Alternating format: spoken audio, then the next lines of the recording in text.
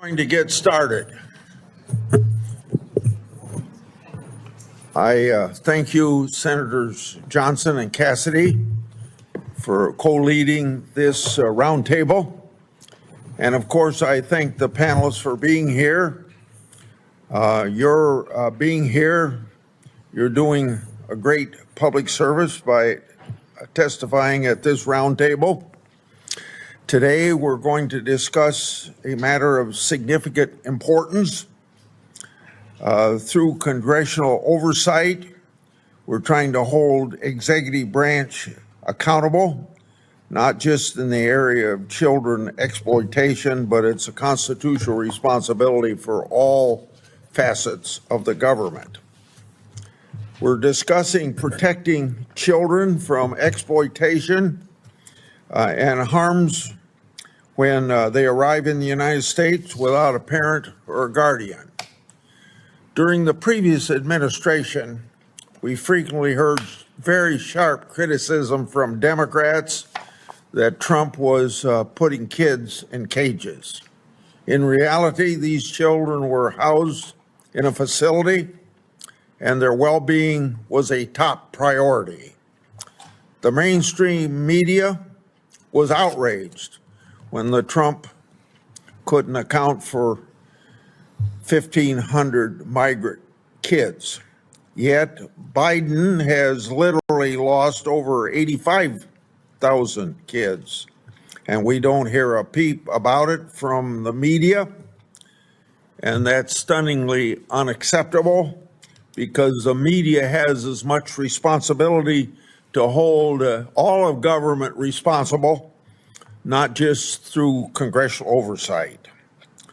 The Biden Department of Health and Human Services is endangering these vulnerable children in many ways.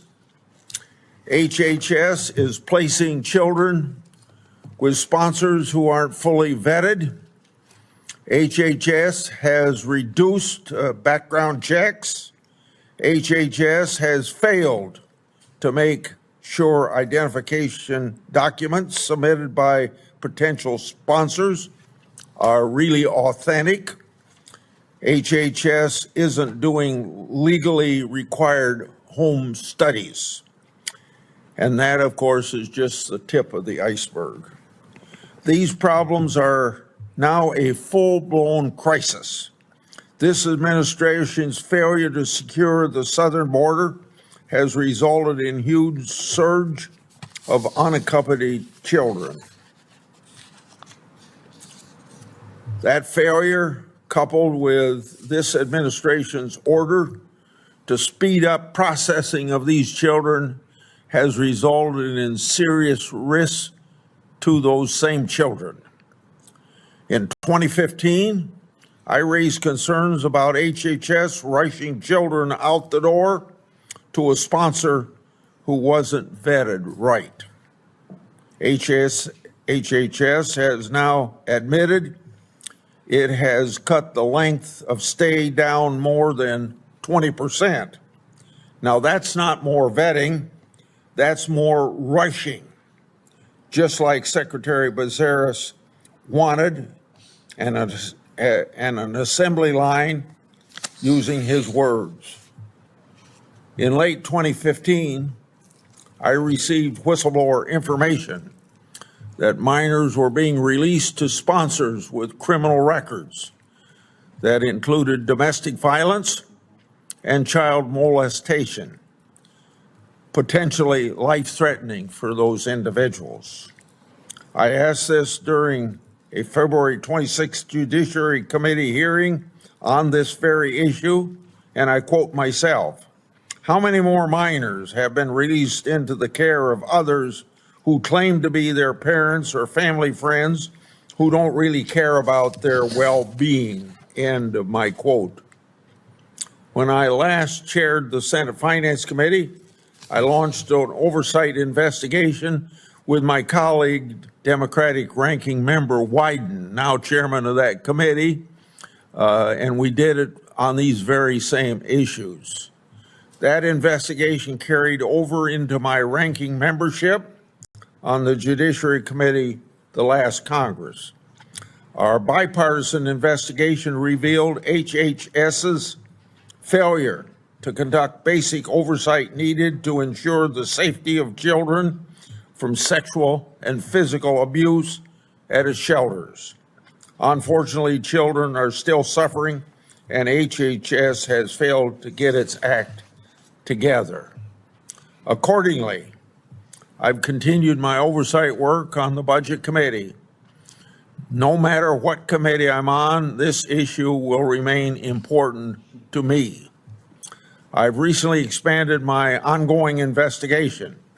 For example, internal government records have been obtained showing that the Biden HHS and one of the major contractors, Cherokee Federal, has placed kids in very dangerous situations even after being warned not to place them there. I've written to 24 HHS contractors and grantees to ask what they're doing to prevent children from falling into the hands of traffickers and those trying to exploit these children. These entities collectively receive billions of taxpayer dollars and thus have a duty to answer Congress when it wants to know how those funds are all being spent. The Biden administration's HHS instructed these very entities that I wrote to not to respond to this senator and instead to direct my inquiry back to HHS.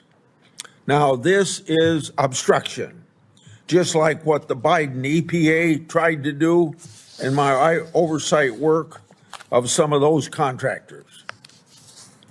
HHS wants these contractors to be silent, and you will soon see why they want them to be silent. The United States Congress must demand that silence be broken. I won't tire in seeking those answers. Today, we're going to take another step on that path with this forum. And as part of our next step together, my colleagues and I'll be requesting that the Government Accountability Office conduct updated work to ensure that HHS unaccompanied children's program has been properly has proper internal controls. Of course, my other investigative activities will certainly continue, and no stone will be left unturned. For example, in January of this year, I issued a law enforcement referral to Department of Human Services or Homeland Security and the FBI regarding additional evidence of human trafficking that I obtained. These children deserve nothing less than our maximum effort. Now I'd like to recognize Senator Cassidy for his opening statement, and then Senator Johnson will follow him, and then I'll introduce the people that are at our panel, and we thank you for participating. When President Biden took office, we had the lowest rates of illegal immigration in nearly 50 years. But instead of maintaining strong border policies inherited from the Trump administration, President Biden rushed to overturn them. He ended Remain in Mexico, reimposed so-called catch and release, and exempted unaccompanied children from Title 42. Predictably, these open border policies encourage one of the worst rates of illegal immigration ever, including over 500,000 unaccompanied migrant children. In fact, the month after unaccompanied children were exempted from Title 42, there was the highest monthly total of these children crossing the southern border in history. The Office of Refugee Resettlement, or the ORR, has the responsibility of caring for unaccompanied children once they cross the border, ensuring that they are released to safe and thoroughly vetted sponsors. Now, the surge of migrant children under President Biden overwhelmed ORR, and children were hastily sent to emergency care facilities with undertrained and unvetted staff and poor living conditions. As the surge continued, OOR staff were directed by their superiors to prioritize speed over safety and to limit the amount of information collected when releasing children to sponsors. Even HHS Secretary Becerra pushed for faster results, telling ORR staff that the sponsor vetting process should be modeled after Henry Ford's assembly line with, quote, machine-like efficiency. This reflects either the government workers doing this project, who are often working from home, by the way. They weren't in the office, they were working from home, are extremely inefficient, or it shows a willingness by the department to override normal precautionary safety measures. To speed up the process, ORR dramatically weakened its oversight of the sponsor vetting program, including making many vetting requirements optional. Under these policies, ORR were not required to check if a sponsor had a criminal record, or to even verify that the sponsor's identity is real. For context, out of the 342 case files reviewed from March 2021 to April 2021, ORR did not conduct background checks on 54 cases before sponsors took custody of the children. This is unbelievable. This is incredibly troubling. So, what are the effects? Children are being released into dangerous environments to be exploited for illegal labor, leading to serious injuries such as dismemberment and shattered bones. There is even a press account of one child dying when he was pulled into a meat processing machine. The Biden administration is failing these children. It's failing basic human rights.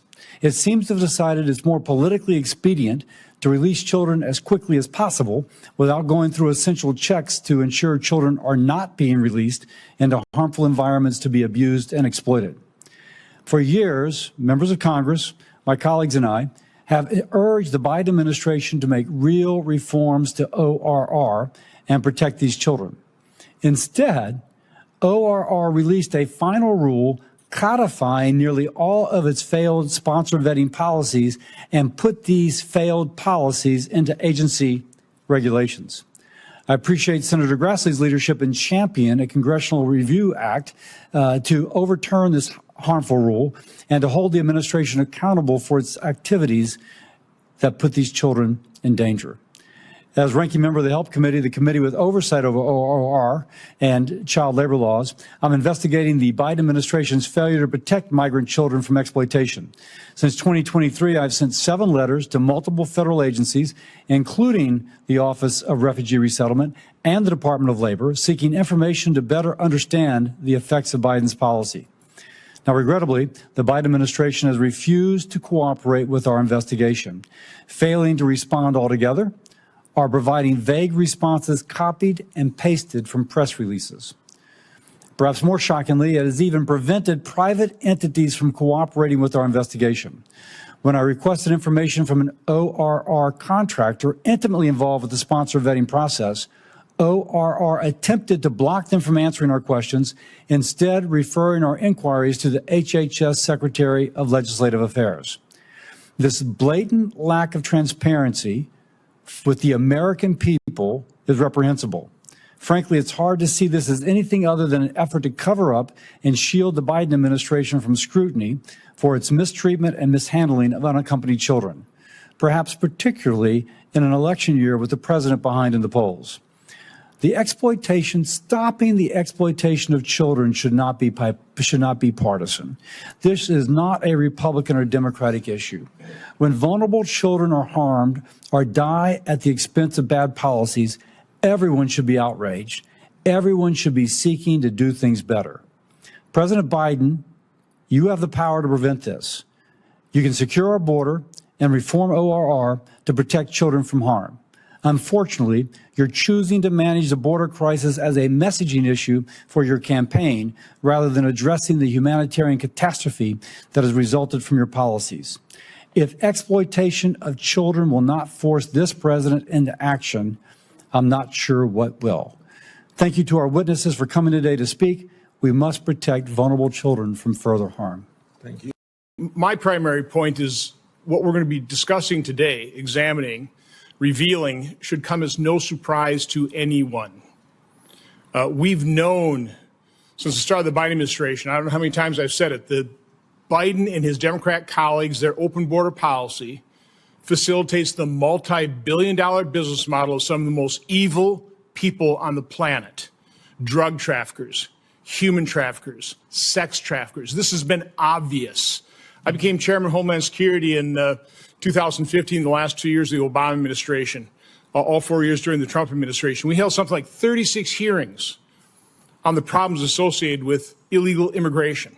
Now, this was what, during the Trump administration, a president who actually wanted to secure the border and stop the flow. 36 hearings.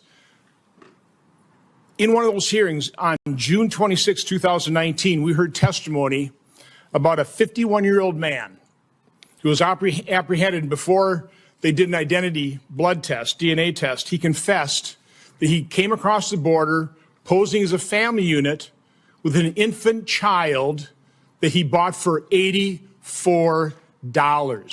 And that was testimony before the Homeland Security Committee in 2019. Vice President Kamala Harris was on my committee at that point in time. So again, this should come to a surprise to nobody. And of course, Project Veritas in November 29, 2022 released a video with an interview with one of our witnesses, Tara Lee Rodas. A few days after that, I wrote a letter joined by 4 of my colleagues. I just want to read a couple segments for this. This was to HHS Secretary Becerra. We write concerning an alarming report by a federal employee whistleblower that the Department of Health and Human Services is knowingly transferring unaccompanied migrant children in the custody of criminals, including sex traffickers. If these claims are true, we wrote, we certainly know they are true. This is pure evil being committed by your agency. This cannot be swept under the rug. The American public must know the truth about what is happening to these victims of the Biden administration's inhumane open border policy. Now, we wrote that letter December 5th, 2022. Now, you would think, with the revelation of that whistleblower interview by Project Veritas, with a letter from 5 U.S. senators expressing the concern about what is happening to children, unaccompanied minors, being taken into custody by U.S. agency officials, you would think the Secretary of Health and Human Services would jump on that, investigate this, and clean it up. He didn't even respond to our letter. That's what we're dealing with here. We are talking about total neglect. Fast forward, February 23rd, 2023, the New York Times, of all publication, writes an article about this. And God bless the reporter, Hannah Dreyer, for investigatory work. That's exactly what Senator Grassley was talking about. We need an investigatory press that holds both sides equally accountable. She writes an article, 85,000 children, unaccompanied children, apprehended, given over to HHS, ORR, released to a sponsor, are unaccounted for. 85,000 children. Again, that's over a year ago. Has the Biden administration, has Secretary Becerra, has Secretary Mayorkas, have they hopped on this?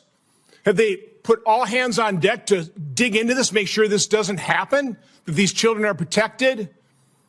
No, they won't even respond to our oversight letters. That's what we're dealing with here. The American public has to understand this isn't an accident.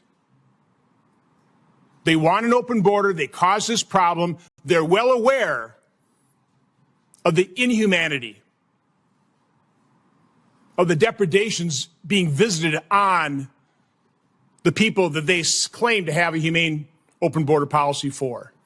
So that's what's at stake. Again, I truly appreciate the witnesses, our whistleblowers, Senator Grassley, all the work you've done on this, and I'm looking forward to the testimony. I hope the American people are listening, and even more importantly, I hope Secretary Becerra, Mayorkas, President Biden listen to this and actually start doing something about it before another child is raped or trafficked or murdered or decapitated.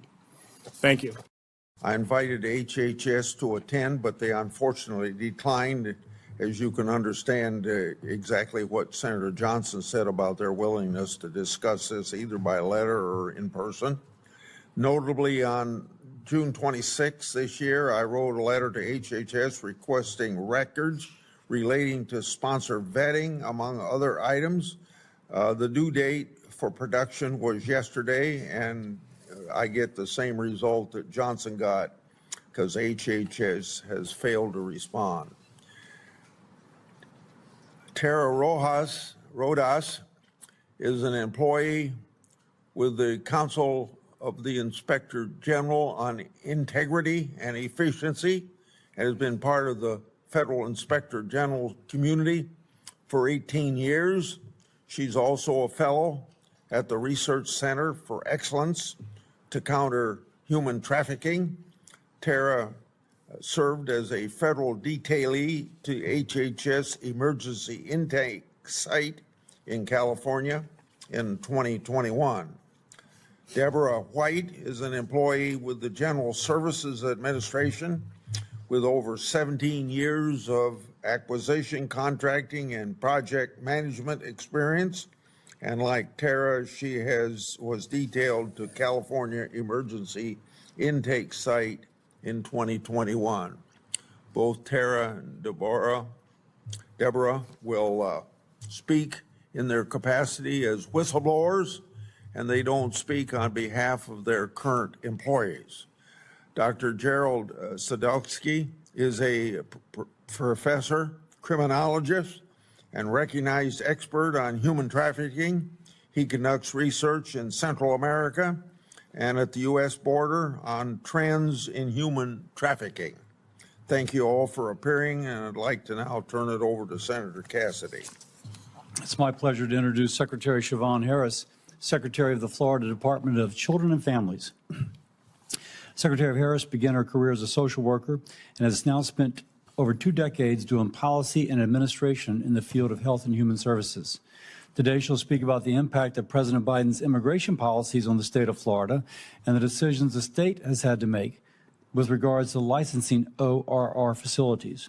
She'll also speak about ORR's obstruction of her agency's oversight of unaccompanied children and the policy solutions the state is implementing to prevent these children from being exploited.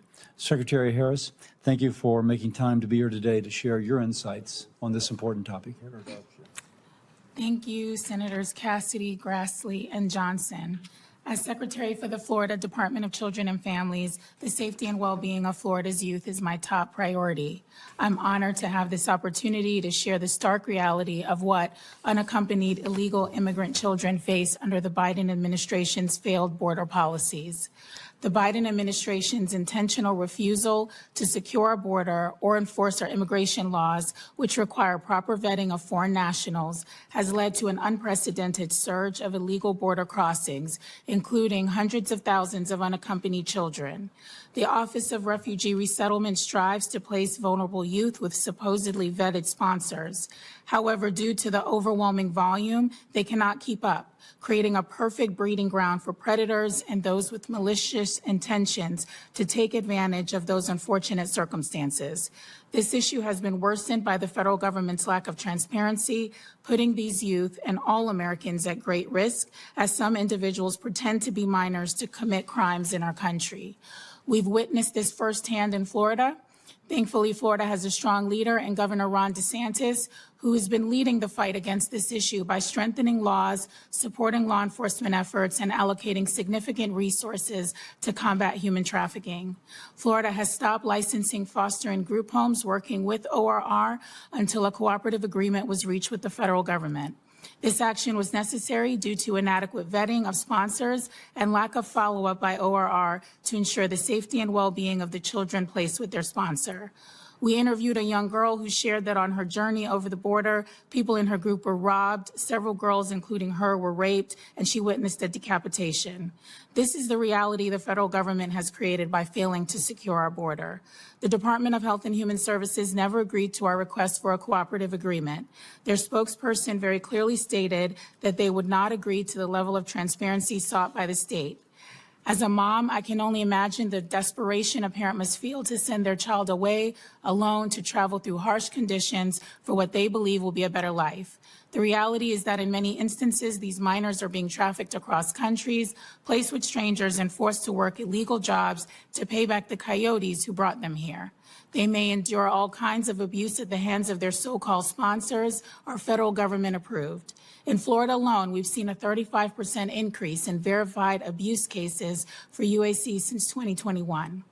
After Governor DeSantis requested the Florida Supreme Court set up a grand jury to investigate the impact of the border crisis on Floridians, including the unsafe practice of bringing unaccompanied children into the state, many troubling discoveries came to light, including the involvement of non-governmental organizations under the guidance of ORR in knowingly placing children in unsafe and unvetted environments.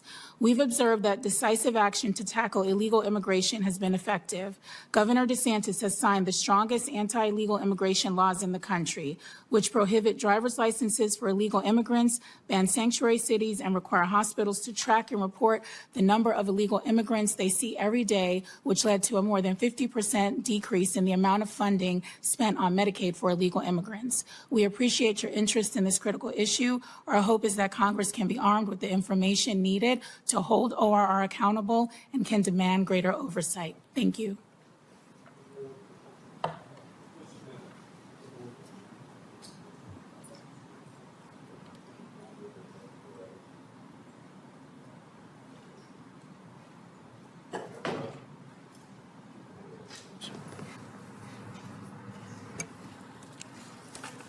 Thank you, Senator Grassley and honorable senators, for standing up for exploited children.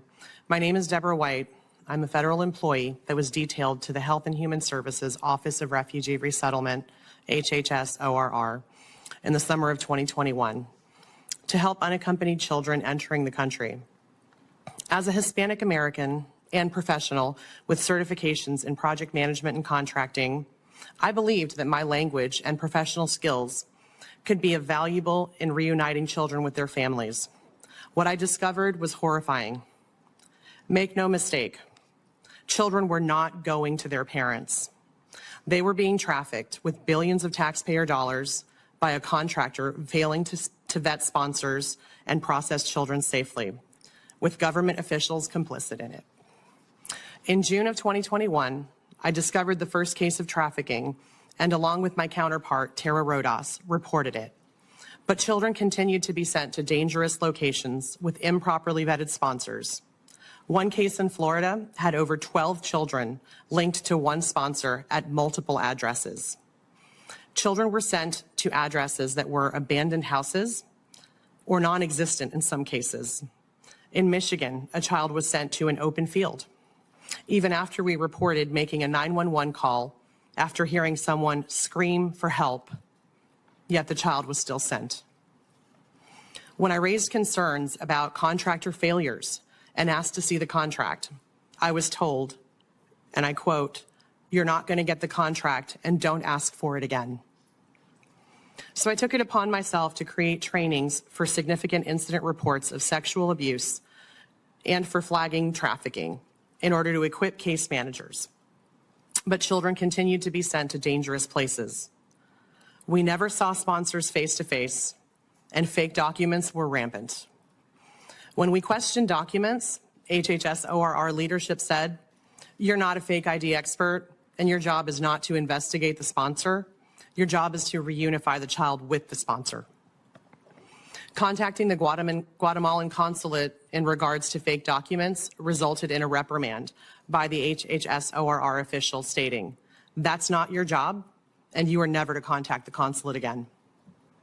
When I checked on a child's welfare at another facility, I was told, and I quote, "Do not do that again. Once these children leave here, they're gone, and they are no longer your responsibility." 30-day wellness calls required by HHS ORR policy revealed that many sponsors no longer had the children in their custody, and many case managers became frantic. But HHS ORR leadership instructed us to stop doing the 30-day calls and stated that they would be done at the National Call Center from now on. Repeatedly, the program prioritized speed over safety. HHS ORR and Cherokee Federal, the prime contractor, created a quote-unquote strike team to remove children faster, ignoring warnings that came from case managers that children were being trafficked. As a certified project manager and contracting official, I could have ensured that the contract terms and conditions were upheld, but my offers for help were repeatedly rejected. Cherokee Federal staffed the site with several unqualified, unvetted, and quite frankly, dangerous contractors with access to vulnerable children that did not get the appropriate support, services, or humanity that they deserved after a most treacherous journey. I have seen these children, I have interviewed these children, and I have stories that will haunt me for the rest of my life. The HHS ORR program is the biggest failure in government history that I have ever witnessed. Despite raising case after case of trafficking, HHS ORR leadership and the contractor allowed children to be trafficked on their watch, and the taxpayers continue to fund it. I plead with you to give these exploited children a fighting chance. Please save them and investigate this program.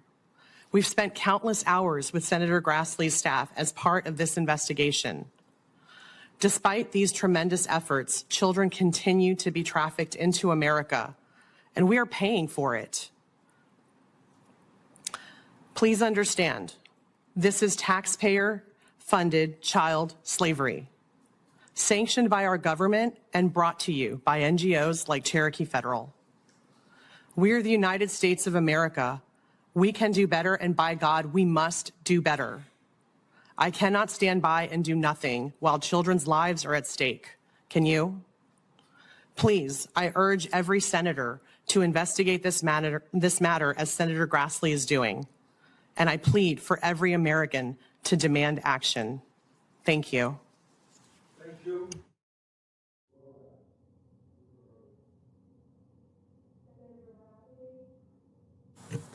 Senator Grassley and honorable senators, thank you for your tireless efforts to protect migrant unaccompanied children from abuse, neglect, labor trafficking, sex trafficking, and other unspeakable horrors. I especially appreciate Senator Grassley's oversight unit's extensive and multi-year investigation into sponsors who obtain children under suspicious circumstances and sponsors who have known criminal histories to include gang affiliation. Now, what keeps me up at night is wondering about the safety and well-being of children. I think about a 16-year-old girl from Guatemala. I'll call her Carmen. Her sponsor claimed he was her older brother.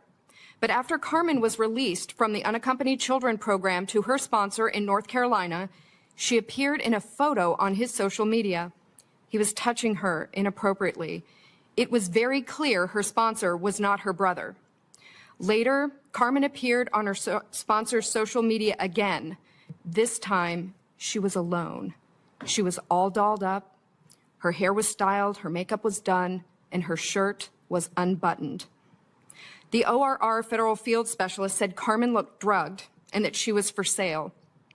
It was later discovered that Carmen's sponsor had other social media accounts containing child pornography. What keeps me up at night is wondering if Carmen is safe. I think about a 13-year-old girl from El Salvador. I'll call her Maria. Maria was released from the Unaccompanied Children program to a sponsor in Ohio with confirmed MS-13 gang affiliation. It is unthinkable that the United States government would release a child to a sponsor associated with the gang. What keeps me up at night is wondering if Maria is safe. More than 500,000 children like Carmen and Maria have arrived at our border alone. Alone. These children are funneled through a network of U.S. government agencies and contractors and non-governmental organizations. They have little or no training in how to protect children from trafficking and abuse. More than 8,300 of these children were funneled through the Pomona Fairplex Emergency Intake Site, where I had the privilege to serve as the deputy to the director of the federal case management team. I can tell you, if I had not seen with my own eyes these children, I could not believe that a federal government agency is using billions of taxpayer dollars to place vulnerable migrant children into the hands of sponsors with criminal history, gang affiliation, to whom many are not even their parents. It is shocking and shameful. As a whistleblower, I'd like to thank Senator Grassley for being a trusted pathway to report, in my estimation, is the most horrific injustices against children that I've witnessed in my entire federal career. It's important to note that when I reported the MS-13 case and provided evidence that other MS-13 and 18th Street gang members were sponsoring children, ORR retaliated against me. In just 16 days after making my first protected disclosure to the Department of Justice Inspector General, the Honorable Michael Horowitz, I was taken off the MS-13 case by ORR. The FFS told me I was under investigation. I was escorted off my job by the FFS and security. My badge was taken. For my personal safety, my home agency offered to send armed agents to escort me from California back to Washington, D.C. So, Senator Grassley and honorable senators, I thank you for protecting whistleblowers like me. And again, I thank you for your tireless efforts to protect these children from trafficking and abuse. I'd be happy to answer any questions that you may have. Senator Grassley, honorable senators, thank you for prioritizing this critical issue. Senator Grassley, I especially want to thank you for the legislation that you've championed to enhance the protection of these vulnerable children. Your insistence on calling for HHS to reform ORR is especially admirable.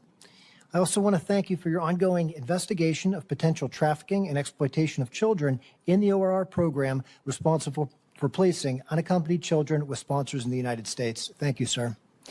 In an effort to further understand the inner workings of trafficking, specifically child trafficking, I've interviewed former sex traffickers who are currently incarcerated or were incarcerated in the United States and abroad. Sadly, in my research, I found that there's a market for juvenile organ harvesting. Unaccompanied minors are especially vulnerable en route to the border of this threat. Cartels bring trafficking victims to the border and rely on a network of gangs to facilitate trafficking within the United States. Through research, I've uncovered the inner workings of stash houses that exist on both the U.S. and the Mexican side of the border. These stash houses are used to exploit trafficking victims. Stash houses work in a series of three. The first house is a processing center. The second house is where the actual exploitation occurs. The third house is where the final transportation arrangements are made for the victim. Cartels utilize cloud technology. They capture finances, how much the child has to work to pay off, as well as demographic information on these child trafficking victims. There's a digital trail that is completely being overlooked that is being used by the cartels. Cartels target migrant children for the purpose of exploiting them into the United States through the Unaccompanied Children Program. Children in migrant groups are sold to traffickers when it's discovered that their families don't have the extra money to cover the unexpected expenses by the coyotes who are embedded within the migrant groups en route to the southwest border. While conducting research in a migrant shelter at the border, I learned of a mother who refused to let her child out of her arms. The mother explained to staff that she was robbed of her belongings en route to the southwest border, in addition to all of her property being stolen from her. So were the two other children that she started the voyage with. Post-placement protections for migrant children are completely inadequate. In one incident, law enforcement checked on the well-being of 25 UCs. It could only locate 2. Some sponsors reported the children never arrived. Through my research, I've discovered that ORR uses NGO contractors to manage influx facilities. There's a need for more ORR accountability within these facilities to ensure the safety of these migrant children. NGOs use staffing agencies to provide personnel. There's been a history of inadequately vetted there's been a history of inadequately vetted staff having access to children without background checks and security clearances. While ORR has an on-site monitor, they receive filtered information from the NGO managing the influx facility. This filtered information involves what's occurring at the facility, and it prevents ORR from having visibility on incidents and whether ORR policies are being followed. The crisis involving exploitation through the UC program continues, and there is an urgent need for reform in managing the UC program to mitigate further exploitation and trafficking of children. Thank you for this opportunity, and I welcome your questions. We will have questions in the order of me, Cassidy, Johnson, and Cornyn. The way, if other people come, it will be after Cornyn gets done. Ms. Rodas, you reported to the Inspector General at the Department of Justice and HHS that children were placed by the Office of Refugee Resettlement and its contractor Cherokee Federal in the hands of a sponsor connected with the violent MS-13 gang. Based on records you've provided, the placement was done after you warned HHS.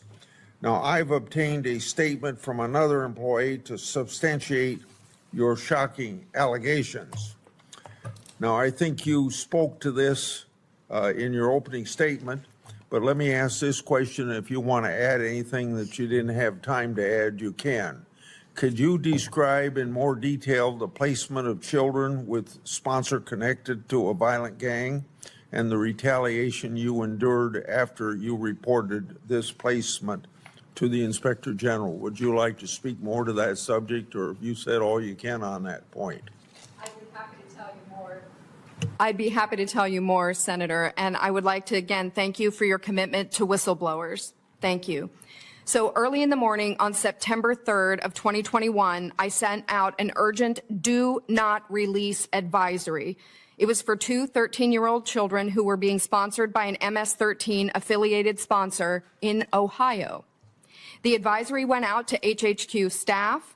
It went out to the Pomona staff. It went out to Cherokee Federal Contract staff, OTIP, HHS, OIG, and Homeland Security Investigations. Now, sadly, despite my urgent do not release advisory, one of the children was released to this gang-affiliated sponsor. Now, my husband is from El Salvador, and I understand the horrific things that the violent gang MS-13 does to children. So it was quite a shock to realize that the U.S. government knowingly was sending a child into the hands of gangs.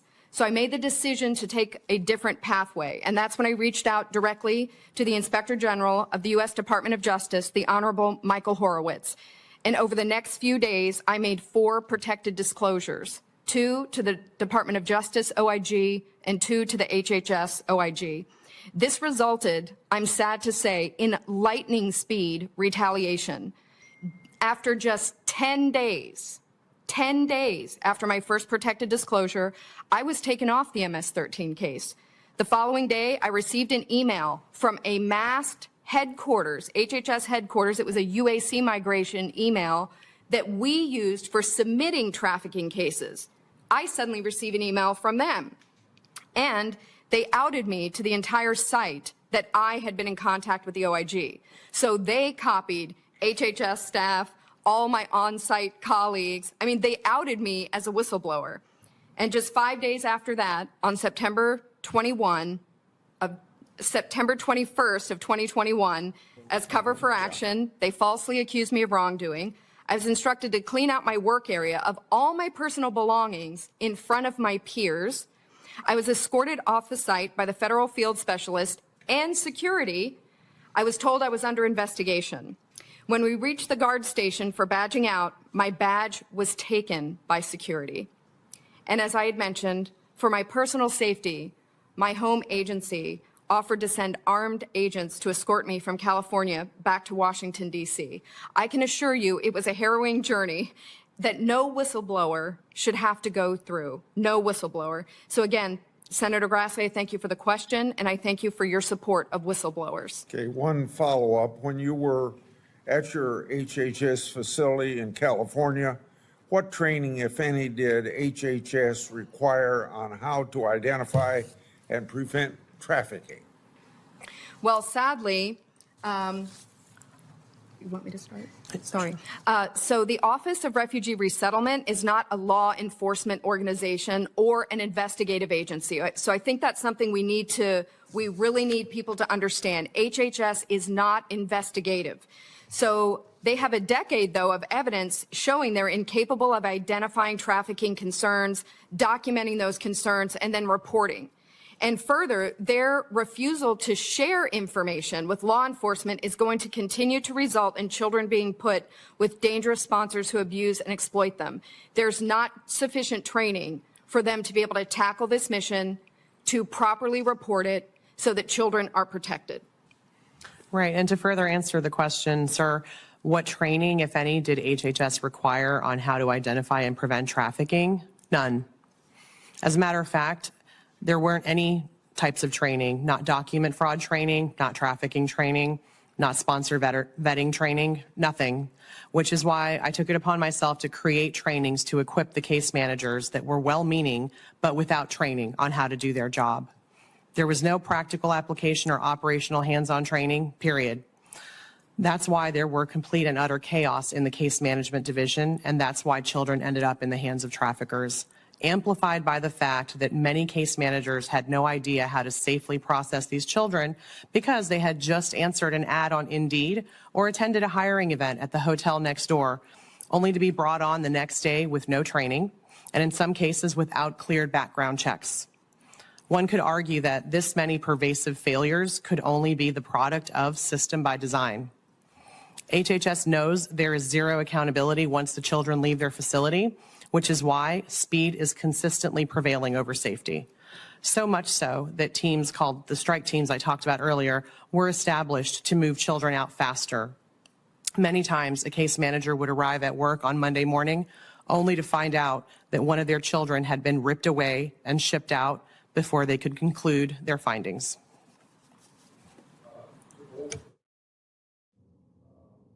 Rodas and White. The unaccompanied children's portal houses the Office of Refugee Resettlement, information about migrant children, and contains valuable data that can be used to find missing and exploited kids. Did you encounter any barriers to sharing information from the unaccompanied children portal with law enforcement when you identified kids you believe were being trafficked?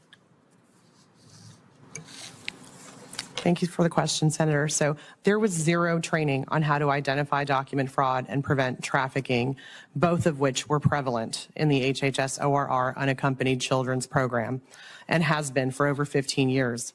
When I alerted HHS on the first case of trafficking, I found out that the only way to share data with law enforcement was to painfully piecemeal UAC portal screenshots together and time-consumingly put together narratives and PowerPoints that explained each case's findings so that law enforcement could begin to understand the evidence they were looking at. This method was painfully slow, completely archaic, woefully ineffective and inefficient. A special agent investigating a case even asked me if there was an ally on the HHS side that would be willing to speak to him, because HHS normally does not release any information to law enforcement. I found this absolutely appalling. If HHS truly had nothing to hide and truly cared about the safety of these children, they would willingly allow the Inspector General and law enforcement to have full access to the portal, eliminating time-consuming bureaucratic red tape processes for child-protecting, life-saving data. But that was not the case, and that's not the case now. HHS does not want law enforcement to have portal access because that would expose their criminal and intentional negligence, and that's not good. That's not good for a taxpayer-funded multi-billion-dollar program which claims to care for children. Please make no mistake, the Inspector General and law enforcement are at the complete mercy of the information giver, HHS ORR, who will not give them information or access to the portal to investigate. Why? Because this would cripple their program if law enforcement and the American people could really see the extent of the criminal behavior. As a follow-on, it cannot be emphasized enough that HHS is not law enforcement. They are not an investigative agency, but they do have an oversight agency, HHS OIG. And I can tell you, it was the shock of my life sitting on the Pomona Fairplex, finally getting authorization to share cases. And I get on the phone with a special agent and I'm like, here's the A number. And they're like, A number? We don't have access to the portal. I'm like, what do you mean you don't have access to the portal? How do you have any oversight of the program? And they told me, they said, Tara, we're going to have to open up a Kitework sharing session and you're going to have to send me stuff. And I was stunned. I'm still stunned when I tell people that no one has access to the UAC portal and therefore cannot investigate these cases. People still do not believe it. But make no mistake about it. They have been stonewalling congressional oversight, and they are stonewalling the oversight of their own agency. HHS OIG has no ability to directly access and look at the case files of children who we suspected of being trafficked. Senator Cassidy, before you ask your question, just for people that came in, I don't know how to do this any way than just when you arrive. So Cornyn would be next, and then Ernst, Cornyn, and then Britt. Here's the order. Oh, you. Well, I'm going to do it the way I just said. Yeah, okay. I'm sorry if this upsets you folks that came in a little bit late. I think I promised Cornyn next, and that's the way I said I was going to do it. Go ahead. Thank you. Dr. Sadolsky, when I read your testimony, you're saying that the cartels are on both sides of the border, and they are tracking kids that come across the border, and presumably they're tracking them once they are released to somebody in the States?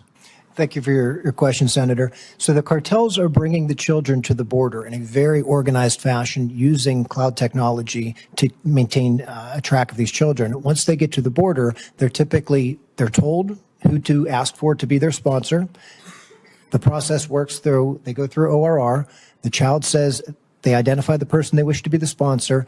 ORR is sending that child to an unvetted sponsor that is in connection with the cartels in Mexico. So if the child identifies, I would like Maria Lopez, who lives in Baton Rouge, Louisiana, to be my sponsor, there is no vetting. It's just presumed that if the child asks for Maria in Baton Rouge, that's where the child shall go? There is no consistent vetting that is doing anything meaningful to protect these children. No, sir. Now, is there a random sample of where, okay, we got a bunch of people asking, but we're going to at least check 10% of them to make sure that it all vets out? I mean, I guess I'm asking if you know this, presumably ORR knows this, do we have a sense of why they're not acting upon this? I honestly don't. I know that ORR is completely incompetent in the management of these children, and that's been reflected in the recent OIG report. I know that these children are being facilitated by the cartels to the border and then ultimately turned over to the transnational criminal organizations. Now, you mentioned that there is a digital trail so that FBI could theoretically say, okay, there's a digital trail in the cloud. Absolutely. And we know this person has come across the border. She has asked for Maria Lopez, and she's now been assigned to Maria Lopez. Turns out Maria is not Maria. Maria is somebody else, and it's a gang member. But there's a digital trail here? Correct. Of what nature? I mean, Tara mentioned the Facebook, social media. I guess what I'm asking, what are the options for us to actually, for the federal government to intervene to kind of interrupt some of this? Is what I'm after. To examine the cloud data that's transferred between the cartels, the transnational organizations in Mexico, and the gangs that are in part facilitating the trafficking of these children in the United States. It's the demographic information of the child, how much the child needs to work to pay off, and also transportation issues or paths related to them being brought to the United States is what's being used. I see. So they're emailing the people in Louisiana, D.C., you name it, wherever they end up, right, to ask, to tell them, okay, this is how much long they have to be in service. Right. Now, Ms. Rodas, you had mentioned following people on social media. Is that commonly done, that when someone has been placed, there's some sort of social media surveillance of the sponsor? I wish they were following the children on social media. No, they're not. As you may know, Secretary Becerra has said many times, so has the Director of ORR, once children leave the custody of HHS, no one is responsible for the children. They're not following up. It was just a fluke that the case manager saw that they had changed their profile picture on WhatsApp. So it's shocking to believe that case files between the case manager and the sponsor are shared on WhatsApp. The guy just changed his profile photo before he forgot to delete the case manager from the file, and she saw it. Got it. Secretary Harris, now it's my understanding that when ORR sets up a facility, it is supposed to be in accordance with state law. That is correct. Now, and it has to be licensed by the state and meet the requirements of the state. That is correct. However, we know in the state of Florida that they were not cooperating with our government, with the Now, Department can I ask you, if Secretary Becerra were here, I wish he was, would he allege that Florida made it tougher for these facilities relative to a group home that would be for troubled children coming off of addiction, or were the requirements for the ORR homes the kind of standard requirements the state of Florida has for facilities for minors? They would be the standard requirements for any home serving vulnerable youth. And those requirements are for their hygiene, for their safety, for adequate medical care. These are just things that we would expect routinely, correct? Yes. And when you say, I'm just kind of dumbfounded that the federal government would not comply because they're supposed to, are you able to then go in and audit the facility to say, listen, you haven't really been transparent with how you're doing this, but we have the obligation to make sure that the kids are being held safely, securely, et cetera. Do you have the ability to go into the facility and audit? You are absolutely right in terms of where the breakdown starts. Once we start the process of trying to go in and ask questions, that is where we get stonewalled from the facility under the direction of ORR. It would be difficult to get critical incident reports. It would be difficult to get access to some of the records. And moreover, we had a child die in one of the facilities in Florida, and we wanted to go in to conduct interviews of the kids, and we could not conduct those interviews until they got releases from ORR. So that is atypical for a facility licensed by the state of Florida. So I guess one more question on this. If you showed up at the door and just wanted to make sure that you're not overcrowded, for example, that you meet the fire code, that all the things that you know that have to be done for any public building, that the doors open out, they don't open in, all that sort of thing. Would the fire marshal be allowed in, or would the Office of Public Health be allowed in to inspect? Or have you tried this? They absolutely should under normal licensing and coding regulations. Again, however, our experience in Florida was when those types of asks were made, depending on the situation, they would have to get clearance from ORR. Okay. Ms. Rodas, let me just say that in Help Committee, we've learned that the ORR continues to give contracts to contractors who do not have a child welfare background. Okay, and Ms. White, I think you probably relate to that. And so I sent a letter to one such contractor who has ties to a government defense contractor who was accused of abusing unaccompanied children in 2018. Now, Ms. White, can you give me do you have any conjecture of why they would continue to contract with contractors who have shown that they are not training people and that they've even been associated with abuse? Yes, that's a great question, because also Cherokee Federal, this was the first time that they were in charge of child welfare. Again, I was not given the contract. I asked for it repeatedly. It is a taxpayer-funded document. We should all be allowed to view that, but that was under close hold and not given to me. But what I can say is that the Cherokee Federal contract at the site that we were at in particular, that was a no bid contract. So that was given, there's a justification that's done and was given automatically to Cherokee Federal. So they never had to actually compete for that contract. Now, no bid contract, are there set aside for Native Americans? I mean, your Cherokee suggests that it's a Native American tribe. Right, it does. It does. But at the dollar threshold that it was at, because this is a $700 million contract, I find it very unlikely that it would have been a set aside, although it could have been, but it was a sole source award. Now, if it's you're in procurement, so if it is sole source, I'm unclear, is this politically motivated? Or, I mean, is it somebody's brother-in-law? You know what I'm saying metaphorically. How did this Right. $700 million for sole source for somebody who's previously been responsible for other abuses? I'm just scratching my head here. Correct. It's shocking, and then I know that Cherokee Federal was also awarded the Afghan refugee contract following their performance at the Pomona Fairplex, which was dismal. However, we understand that they received, on their CPARS rating, they received top marks on their CPARS, and that's how they were able to secure this. But again, the contracting officer representative that was on site didn't allow me access to the contract. I could have helped them with identifying those failures and help them to create a plan to remedy those failures, but that was never afforded to me. So what they do is kind of keep close, lock and hold the contracting officer representatives that are on the site, to ensure that they're giving those ratings so that they can secure other contracts. Senator Johnson. Thanks, Senator Cassidy. Dr. Sadowski.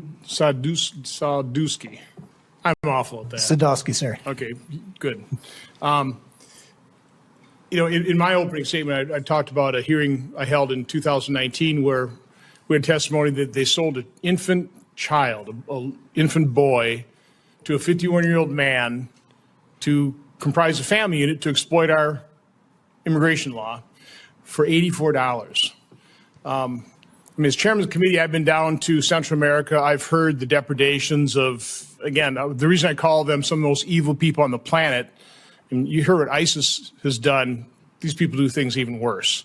I noticed in your testimony, you left out one sentence, because it's hard to even describe the depredations, right? Mm-hmm. But I think it's important that we do describe it so people understand the evil that is being perpetrated by this open border policy. And the sentence I'm going to read it: unaccompanied minors are especially vulnerable while en route to the border. In a specific case I researched, a trafficker harvested a 12-year-old's eye for $15,000 in Mexico. That's correct, sir. My guess, as a criminologist, you've heard a lot worse than that. Yes, sir.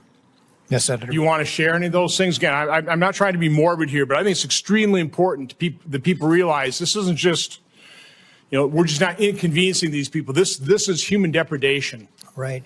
The former sex traffickers that I've interviewed in prison have described what they call farms. Farms exist both on the U.S. and Mexican side of the border, and it ultimately is where somebody that is either no longer valued to the cartel or is suspected of being an informant or suspected of other violations of the cartel are taken. And those are basically, when we see on the news about X amount of bodies buried or in acid, those are what the Mexican cartels refer to as farms. Ms. Rodas, you spoke of your knowledge of MS-13.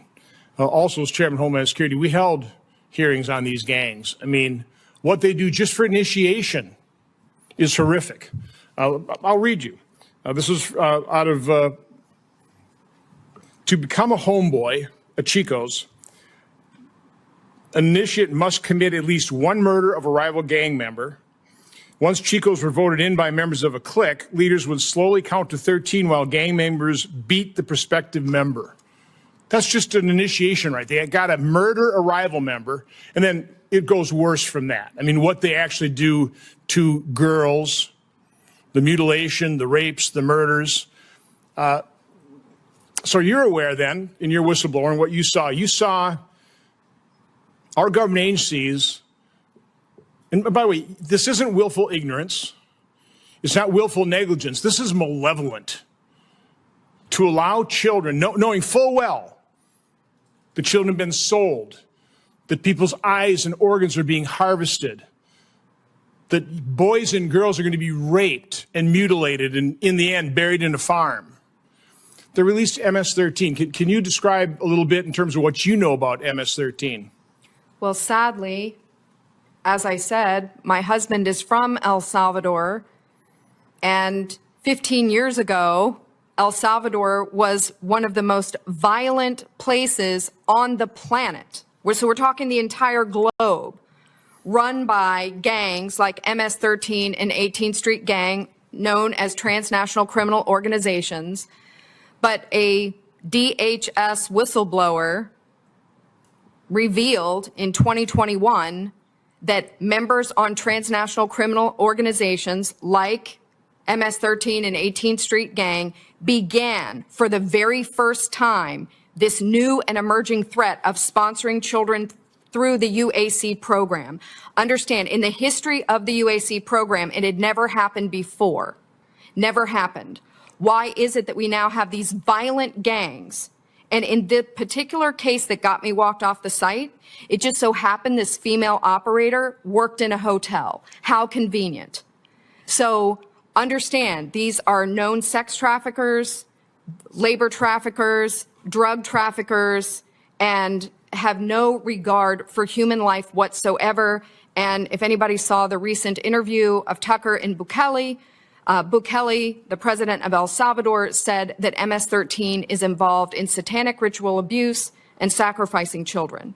And people within our federal agencies knowingly, willingly, malevolently are allowing children just to get them out the door because they're overwhelmed through this open border policy. They're willingly letting them go into the open arms of MS-13 and maybe even worse gangs.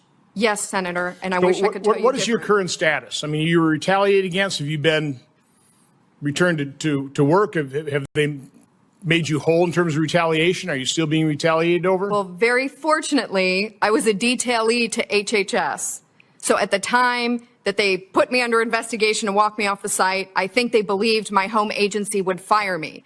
I think maybe they didn't calculate that at the Office of Inspector General, we protect whistleblowers, and especially whistleblowers who report that children are going to gang members on taxpayer dollars. So my agency protected me. Okay, so in your statement, you also said that for your personal safety was threatened by who?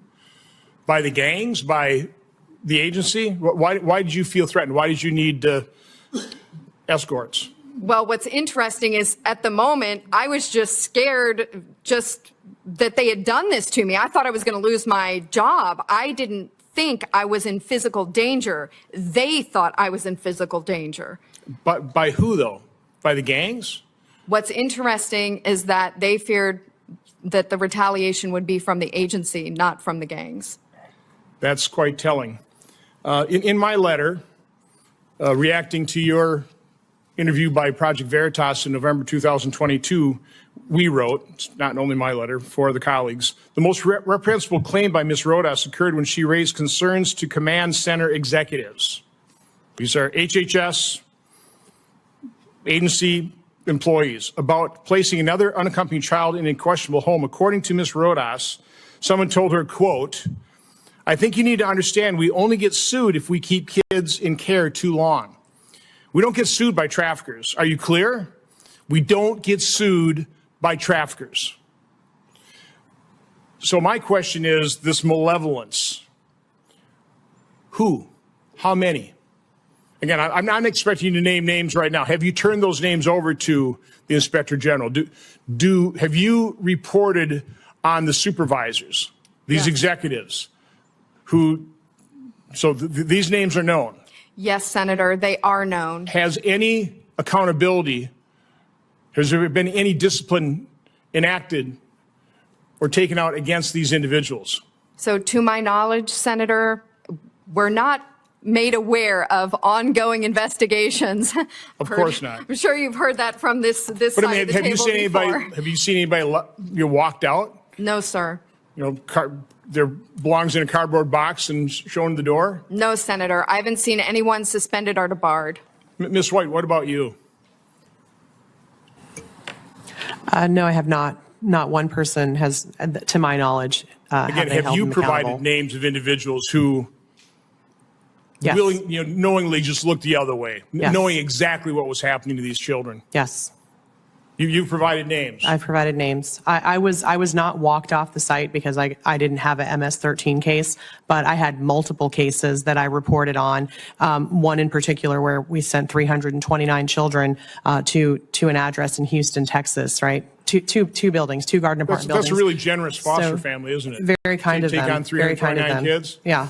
No. So no, to my knowledge, no one has been reprimanded for what they've done. No. Have you experienced any retaliation? I have not. They let me leave the site. Gave me a thank you letter, actually acknowledging that I had found trafficking on the site. Thanked me for putting together programs to train the case managers. So they let me leave on good terms. But again, I didn't have an MS-13 case. So I have to believe that most people working in the agencies are humane, are concerned about the children. I'd like to believe that. But my final question really is, what percentage of management, of people working in these agencies are fully aware of this, understand exactly what's happening, and either are directing detailees or employees to look the other way? I mean, literally directing it.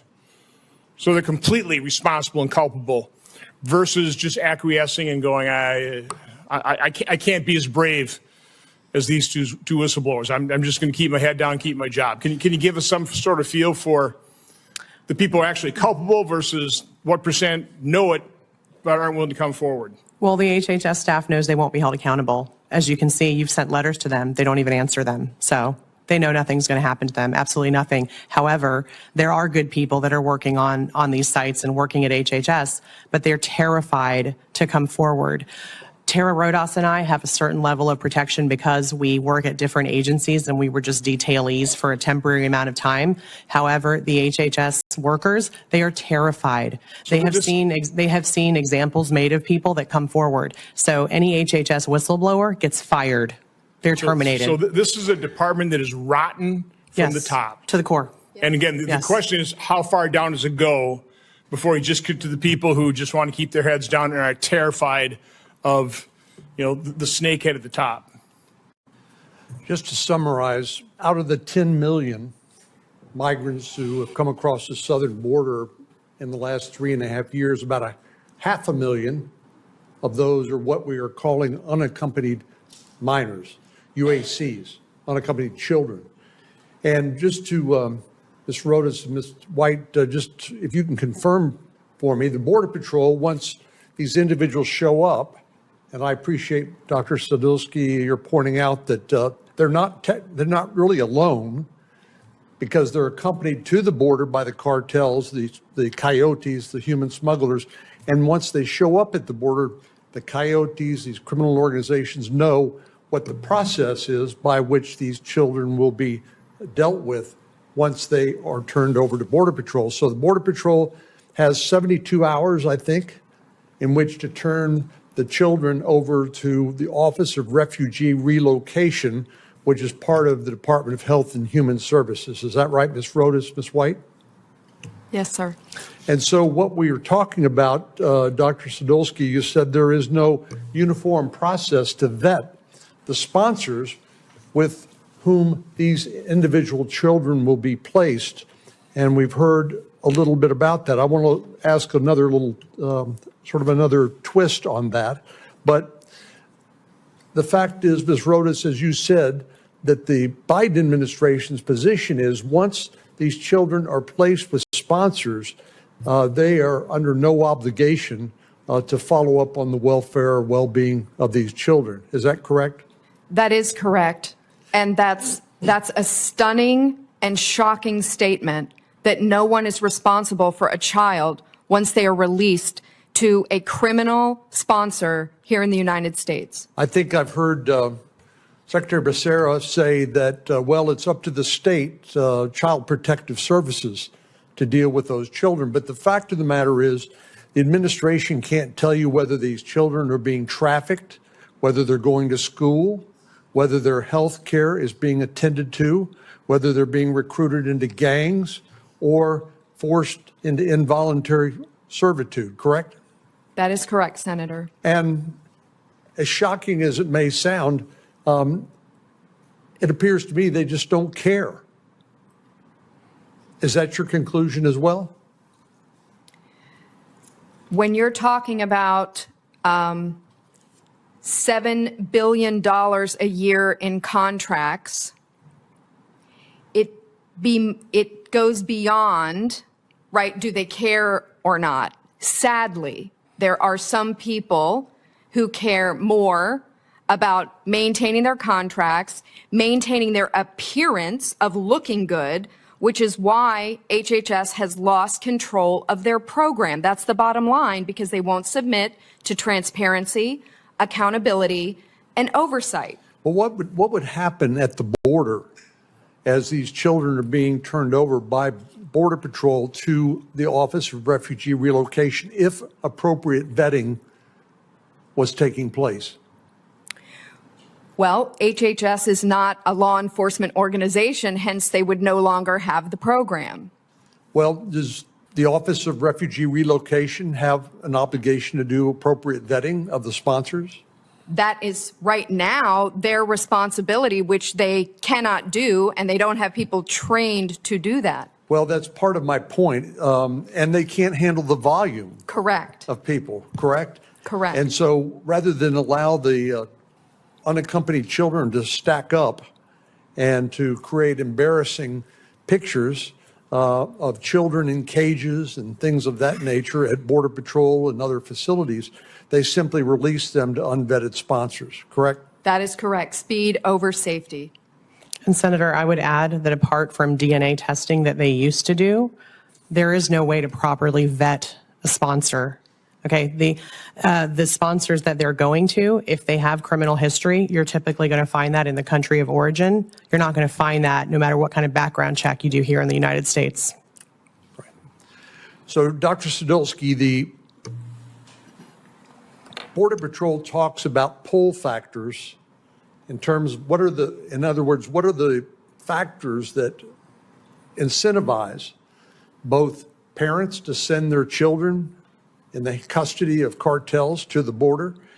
And part of that, as they have educated me, is that the knowledge that these children will be placed into the interior of the United States with sponsors. And of course, the cartels get paid by the head, so right. They have a financial incentive.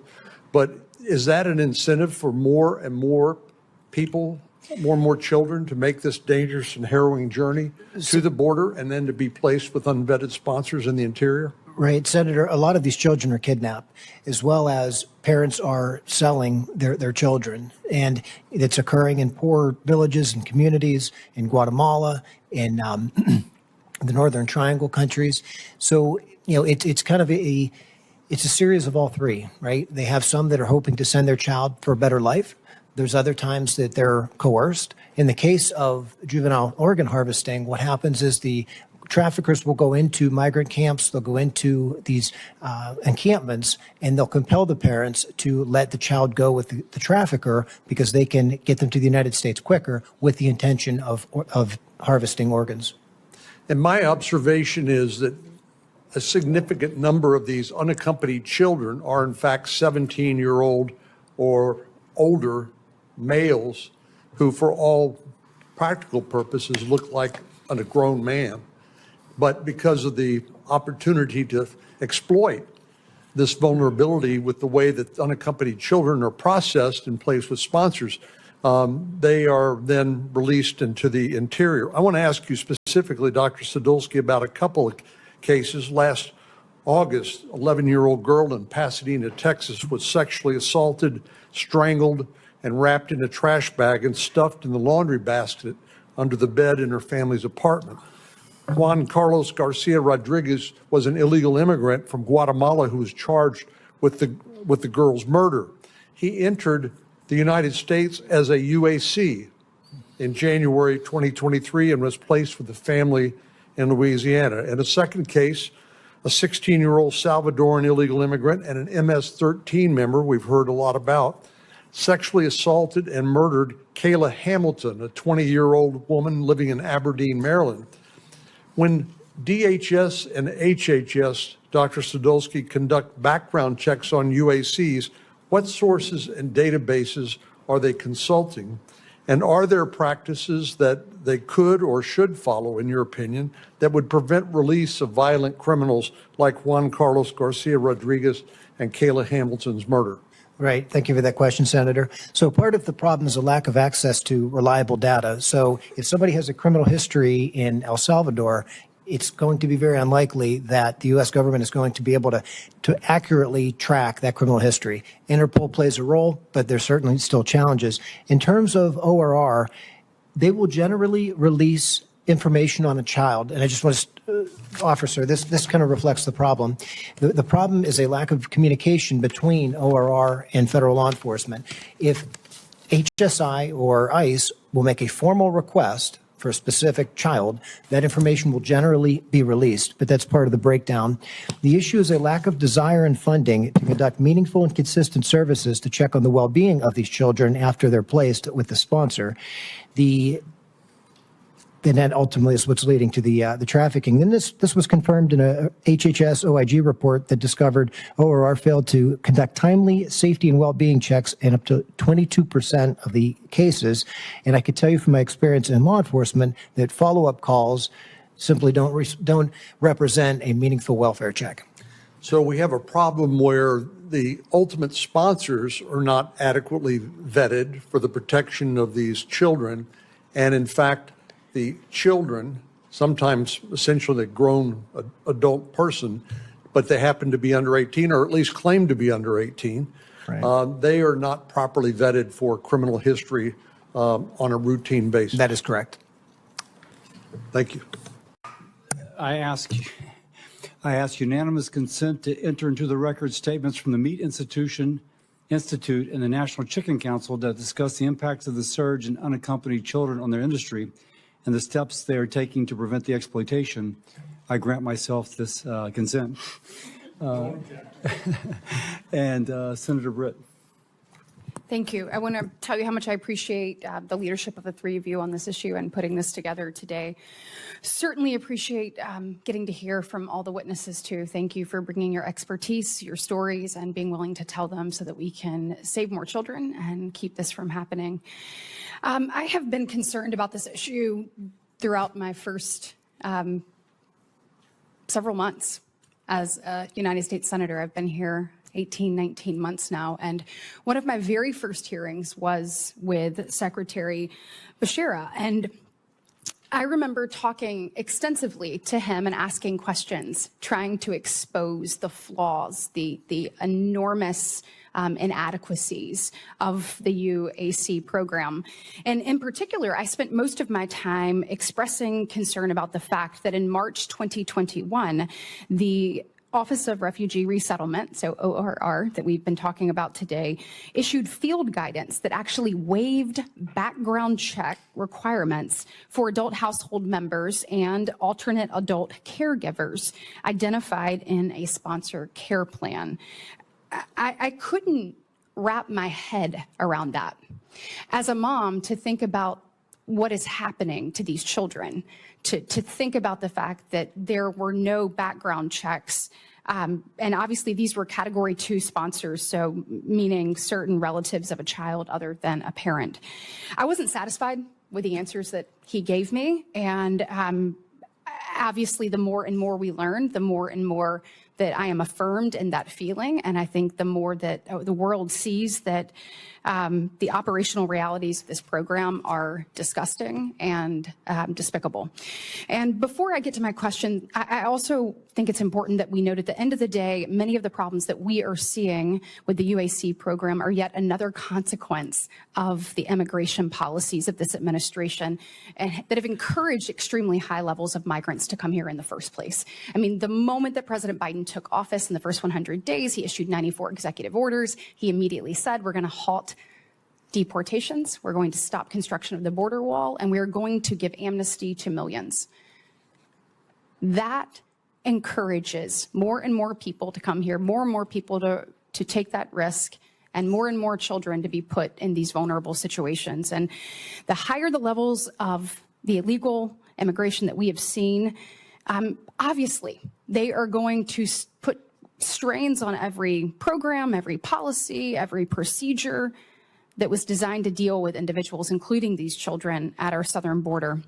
So today's roundtable is a great reminder that Congress needs to act. We must close these loopholes. We cannot continue to kick the can down the road. And when we take back control, I expect us to do something about this. And so what I want to hear from you today is the things that we should be thinking about. What should we be doing? I want to learn. I want us to know so that we can be ready to go.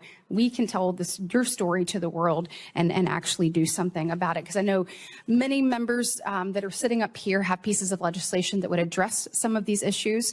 But it's also worth noting that this hasn't always been just Republicans talking about this. If you go back to 2014, President Obama actually sent a letter to congressional leadership in June of 2014, which is over a decade ago, asking Congress to amend laws to ensure that children from non-contiguous countries are treated the same as those from Mexico. Even the editorial board of the Washington Post at that point in time did the same thing in a 2014 op-ed. So this shouldn't be controversial. This should be bipartisan, and we should do something for these children.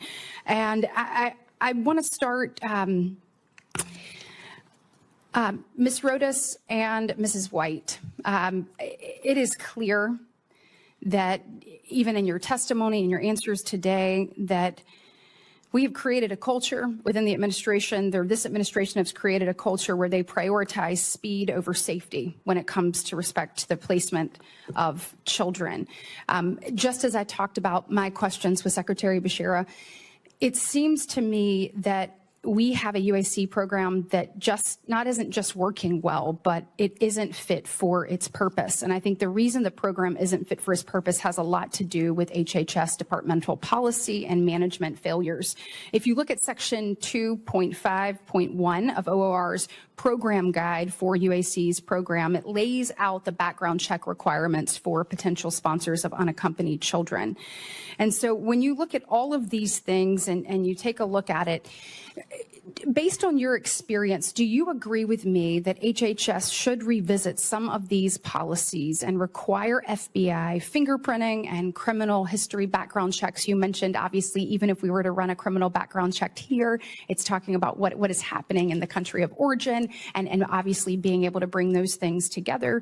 But for all UAC sponsors and adult household members of the place that they will be ultimately placed, do you think that that's important? And I mean, for me personally, I think that's just common sense, but I'd love your thoughts on that, having been on the ground and seeing it firsthand.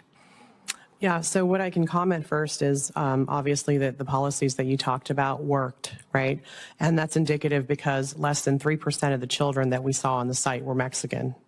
The vast majority of the children, almost 70%, were Guatemalan, right? So that's indicative there that policy does work. And as far as vetting requirements and background checks, to be quite honest, they don't work, again, because we're not looking at the records, from in country. We're looking at if they've committed a crime here in the U.S.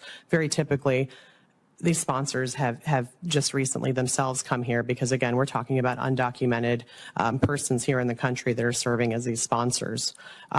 Really, the only way to combat this, and this is really just a very base level thing that we can do, is to require DNA testing. If this is a family reunification program, then at a minimum, you need to have those rapid DNA tests that can very quickly prove that there's some sort of familial relationship. And Senator Marsha Blackburn has has been all over that in all of the right ways. So Yes. absolutely. And do you Yes. have anything to add? Sure. Mrs. Rodas? Thank you, Senator. So what's interesting is the program is touted as a family reunification program, but that's not what's happening anymore, right? Less than 40% of the children are going to their parents. That's not what's happening. The system is being used. And what's stunning to me is that we have a program called humanitarian parole, which is to be the sponsor of an adult, and the requirements for that are much more stringent than the requirements to sponsor a child. So that doesn't really make sense. So we have higher requirements of the sponsor of an adult through humanitarian parole than we do for the sponsorship of a child. And that doesn't really make any sense. At a baseline, it should be at least the requirements of humanitarian Absolutely. parole. But I would question, why would the United States government have any policy that separates children from their families in their home country? I don't think we should have this program in this manner. Absolutely. In a well-known February 2023 New York Times piece about the labor exploitation of UACs, there was a video clip of the secretary comparing HHS's handling and discharge of unaccompanied kids to sponsors as a, quote, assembly line. He appeared to express frustration that children weren't being released fast enough and stated that, quote, this is not the way you do an assembly line. Mrs. White, you testified that over 300 children had gone to just 2 homes and locations. Mrs. Rodas, you said, obviously speed over safety. This goes directly to this. What are some of the ways that you all think Congress could best address this? And I'll open this up to anyone that wants to answer.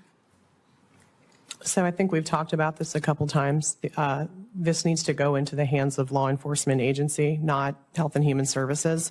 They've proved over and over again for over a decade that they are not able, they're not capable to run this kind of program and deliver children safely. And again, they're not even going to family members most of the time. Those category 1s that are supposedly parents are in many cases not the parents because they're fraudulent documents. Again, you're getting a birth certificate for a child that has no photo on it. You don't know if it's actually their birth certificate. Most of these were fresh documents as if they had just been printed, the day before, right? And secondly, the parent, the supposed parent that's providing the identification, you never see them face to face. Again, this is a mechanism that we used WhatsApp to receive documents, which in some cases were copies of copies.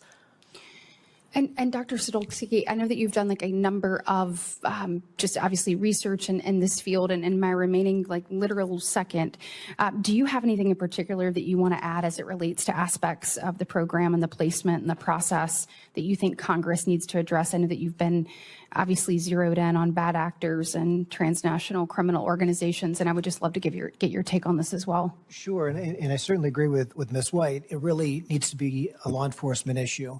So the cartels are providing a lot of false documentation. That's something that is going to be completely overlooked by ORR. So the answer, I believe, part of the answer is to really have that law enforcement involvement versus there being a separation between ORR and law enforcement. ORR is hesitant to share information with law enforcement because they're in fear that either the child or the sponsor themselves are going to get deported, but that's not the case. And so that, in part, is what's part of our broken system.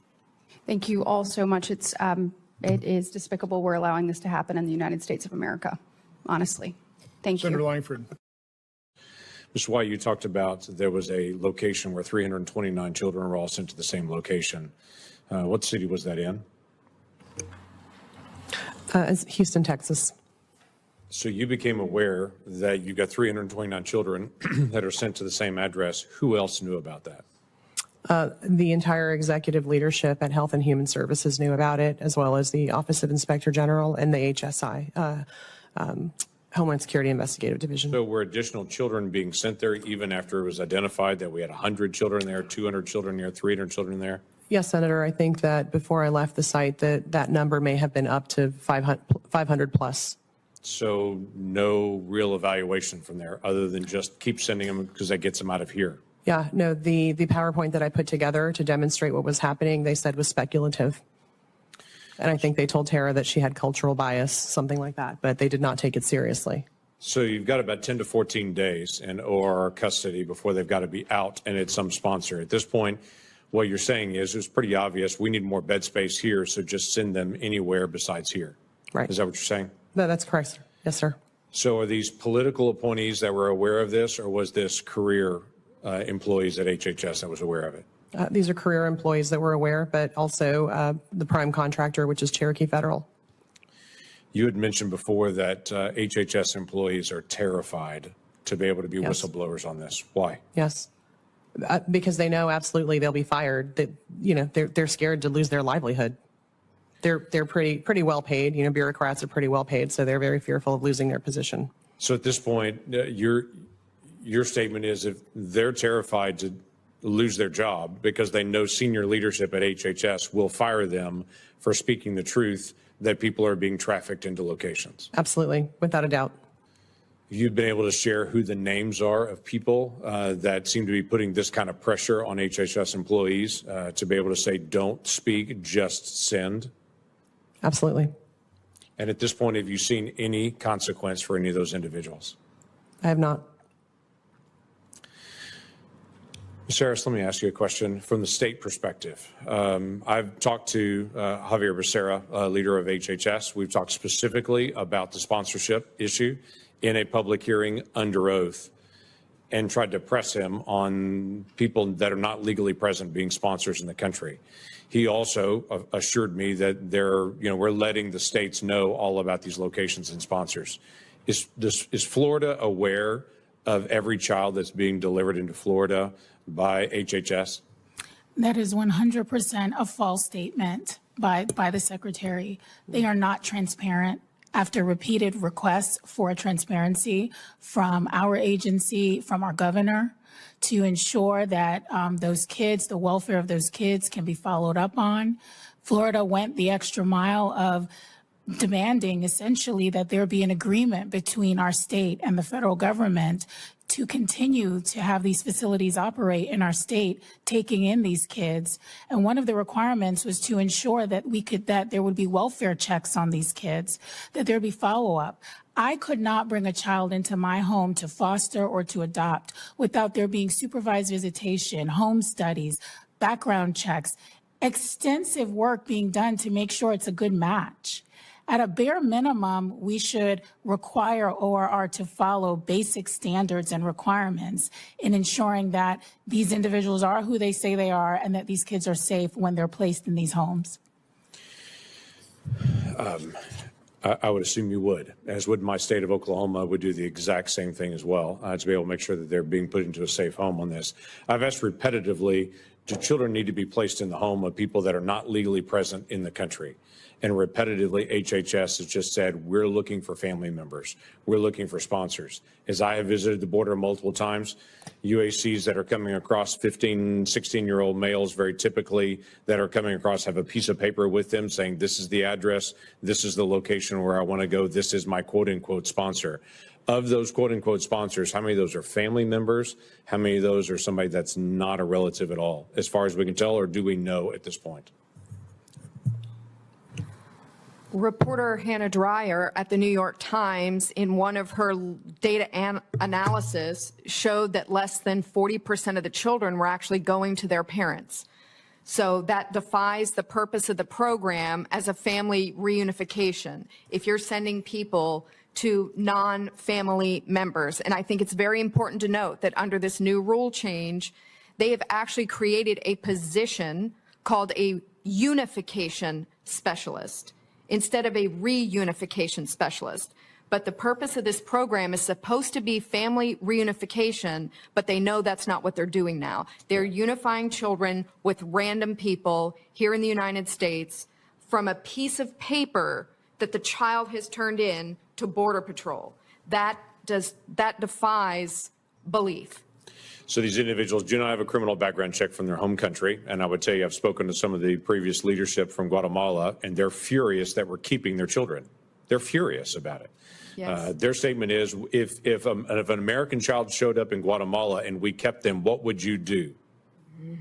We would demand our child back. And he's saying, why in Guatemala you're keeping our children and we don't get a say about it? You hand them off to somebody that is a stranger rather than allowing us to be able to take our own children back. I've got no answer for them on that because the Biden administration is refusing to be able to reunite children back with their families in Guatemala, basically saying I'll hand them off to a trafficker where they'll be safer, apparently, in their perspective. I can't process or comprehend why they would possibly do that, but they're doing it over and over again. They're not doing criminal background checks on individuals of any consequence. They're not checking their home country. They don't have to be legally present in the country. And within days of dropping them off, if they have no idea where they are and no one answers the phone for the location, if they do check in on them, no one actually follows up. Am I tracking this correctly? What's actually happening on the ground day to day? Yes, Senator. Yes, Senator, and I'd go so far. I know the stat that Ms. Rodas just quoted. You know, our grand jury identified that in 2/3 of the case, these kids are going to non-parents. We actually at the department visited 2 of the homes that are operating in our state, and we interviewed 49 of the youth. Less than 10% of them were going to be going to their parent as a sponsor. That's frightening. Less than 10%. Less than 10%. Senator, Okay, go ahead. Senator, if I may add, in reference to that piece of paper that you'd mentioned, I really want to emphasize a lot of times those pieces of paper, the names and phone numbers and addresses of sponsors the child is supposed to ask for is being delivered to them or being handed to the children by cartel members so that they are processed into a trafficking situation once they get released from ORR to that sponsor. Right. But ORR is not evaluating that. Not in a meaningful way. Right. What we have said repetitively is the federal government is a last mile delivery for human trafficking, that they're being trafficked through Mexico and the federal government and the federal taxpayer then picks up the last mile delivery in human trafficking and is putting these young girls into sex slavery, putting these people into labor camps or into who knows what in criminal activity, because right now Javier Becerra is facilitating the delivery for the end for these children. Am I wrong on that? No, Senator. Sadly, you are correct. What is the training currently for vetting of sponsors for HHS? What is their training entail? There's no training, Senator, for vetting sponsors. So it's just identifying who the sponsor is. Get the documents from WhatsApp. That's the training. So, and again, you never see the sponsor face to face. So there's really no way to vet, not even for category ones that we talked about. So Ms. Rodas had mentioned that about 40% of the children or less were going to category 1, which is a parent. That's not done through DNA testing. That's done through presenting birth certificates. Again, we don't know if that birth certificate actually belongs to that child, and we don't know if that ID document and birth certificate belong to the sponsor either, because you never see their face. They just put it on a table, take a picture, and send it to you. Ms. Ross, anything you want to add to that? At the beginning of your statement, you had asked, is HHS informing the states about the children they're sending? And I would like to call your attention to my state of Virginia, where the Attorney General, Jason Miyares, on just April 17th of this year, had sent a second letter to the Secretary wanting to know where are the missing children in Virginia.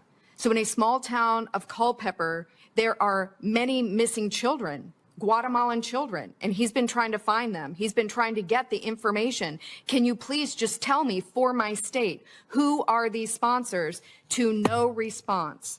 This is unacceptable that the federal government has access to information that could save children today, and they're not giving it to the states. So this is a critical issue, and I thank you so much for your concern for these children. HHS is not going to save them. It's going to be you all, and so I thank you. Well, right now we're fighting our own government to be able to get basic information out, to be able to protect and value children. I mean, this just shouldn't, it's bizarre to even say that sentence out loud, that we're having to be able to fight this administration to say, stop facilitating human trafficking in our own country. But for some reason, they don't want the photo of a crowd on the southern border and it's easier just to distribute children nationwide into who knows what, so they don't have a bad photo op at the border. So better politically for them, worse for these kids by far. Y'all, thank you for coming forward for your testimony today. Senator Johnson, thank you. I've got a few questions. Senator Grassley has a couple he wants me to ask. First of all, Ms. Rodas, Ms. White said that one of your supervisors accused you of having cultural bias. Is that true? So I was very much liked. Thank you for the question, Senator. I was very much liked on the site until I reported the MS-13 case. Once I reported the MS-13 case, the day I was taken off the case, they did accuse me. They said, perhaps you have cultural bias against Salvadoran people, which is why I was calling out MS-13, to which I said, I know we don't know each other well, but my husband is from El Salvador, so I can assure you I'm not biased against Salvadorans. Maybe you're just a selective racist. So yeah, they played the race card on you. They did. By the way, I'm not challenging you, but you said that these kids are turned over to random people. No, they're turned over to a highly organized transnational criminal organization, sex traffickers, human traffickers. This is highly organized, right? So I know what you meant. They're not turned over to good people. They're turned over to the sex and human trafficking business, the multi-billion-dollar business. It's sick. I just want to ask a question in general, because it's literally the $64,000 questions. I think we're asking this all the time. Why are they doing this? Why has this administration, why have Democrats, you'll notice, by the way, even though they're invited, there's not one Democrat senator sitting here listening to your stories, asking questions. You know, that similar letter that I sent to Secretary Becerra after your interview with Project Veritas, I sent that to Senator Peters, chairman of Homeland Security now. We've not held one hearing on the border. We've had Secretary Mayorkas a couple times, and we've been able to talk about the border, but no hearing on the border. Certainly no hearing on this. You know, Senator Sanders, chairman of the Health Committee, no hearing on this. Now, God bless Senator Grassley for doggedly pursuing this and organizing this roundtable. I'll just ask, you don't have to answer this, but do you have an explanation? Why is the Democrat Party, why are Democrats in Congress, this administration, why are they pursuing this wide open border that's a clear and present danger to this nation? 2 million unknown gotaways. The sex trafficking we're talking about here, the human trafficking, the involuntary servitude, they know they're facilitating it. It's not a secret. Do you have any explanation in your own mind? I mean, I'm happy to have you conjecture. It defies logic. Pardon? It defies logic and is inhumane. It really does. But there has to be a reason, right? Anybody want to just state your assumption? I could speculate as to many reasons as to why they would allow an open border. However, I'm allowing you to. However, I believe that bureaucrats don't want their program shut down. And if they have massive crowds at the border and they're not able to get a hold of it, just like Senator Langford was saying, that's a bad photo op, but that's also a reason to dig in further to actually what's going on and why they're so out of control. So I really think it's just a response. It's damage control. But you think bureaucrats, the agencies are driving this to protect their jobs? I would disagree, because I think Border Patrol is overwhelmed by this. They're looking for any port in a storm. That they don't like this. Yeah, I don't want to speculate. They don't like seeing what they see in the border. You know, these young women raped, the taunting tree, the rape trees, the panty trees. They don't like seeing that. Yeah. They don't like seeing the dead bodies in the Rio Grande. So I'm looking at, why is Biden doing this? Why are Democrat senators voting against completing the fence? You know, implementing policies that can prevent, stop incentivizing people to come to this country. We're asking them to flood our country. Yes, and Senator Johnson, like my wonderful colleague Deborah, I don't like to speculate, but what I can say, it surely sounds virtuous to say we're reuniting children with families. That sounds wonderful, but that's not what's happening. So they're playing a little bit of smoke and mirrors. They're saying this thing on one side, We're so humanitarian. Look at us. We're reuniting children with their families. But the reality is the horror that you described is that children now are the prey of criminal networks. So how do they get away with it? The answer is the media. We haven't really explored. I think, Ms. White, you talked about Cherokee Federal. That's one of the NGOs. Is that the primary one that's been subcontracted to do this work? That was the prime contractor at the facility that I was at. At the facility. Do we have others as well? Yes. So are they in cahoots with the human traffickers? I mean, are they part and parcel of the same organization funded by the American taxpayer? I mean, is that how bad this is? The American taxpayer literally funding the human trafficking operation? I'd say follow the money. I mean, if you read the 6th and 7th presentment of the Florida grand jury, it reads like a horror story in terms of the monies going to these NGOs. Which is your impression. This is exactly question number 2 from Senator Grassley. What are the main findings of the Florida grand jury on unaccompanied children? We'll let you answer that, Ms. Harris, Secretary Harris. Where do I start? It's everything that the panelists have said. I think some of the most startling things were the fact that the case managers, the staff being discouraged from asking questions, being discouraged from sharing with law enforcement any concerns. And then again, I think the 6th and 7th really shed light. The grand jury had witness testimony from executives in these NGOs sharing with them the horrors. And some of them committed to asking more questions, making changes. And 6 months later, they were invited back and 0 changes happened. 0. And they basically said, as long as the money is there, we're going to do whatever ORR says. So the NGOs in the grand jury basically punted to the agency heads, and the agency heads, again, are more interested in speed than safety. Absolutely. But it gets you right back to, but they wouldn't have to worry about speed if we actually tried to secure the border and we stopped incentivizing this massive flow of illegal immigrants. Senator Grassley's first question was, Secretary Harris, you conducted state inspections of unaccompanied children contract facilities operating in your state. As you're aware, HHS's Office of Refugee Resettlement oversight of those contractors is so bad that Florida impaneled a grand jury to investigate. Okay, so that's kind of setting up his other question there. Again, I think the main question we all have, and you heard Senator Grassley ask you the same thing, Ms. White, who and how many are ultimately responsible for this? How many people are putting the case officers in a state of fear, basically threatening their job if they actually do their job? Who are these people? Where are they located? Is it strictly in the agencies, and the NGOs they're just following the money and they're just they're using the cover of the agencies and these executives in the agencies? Well, we're just doing what they told us to do.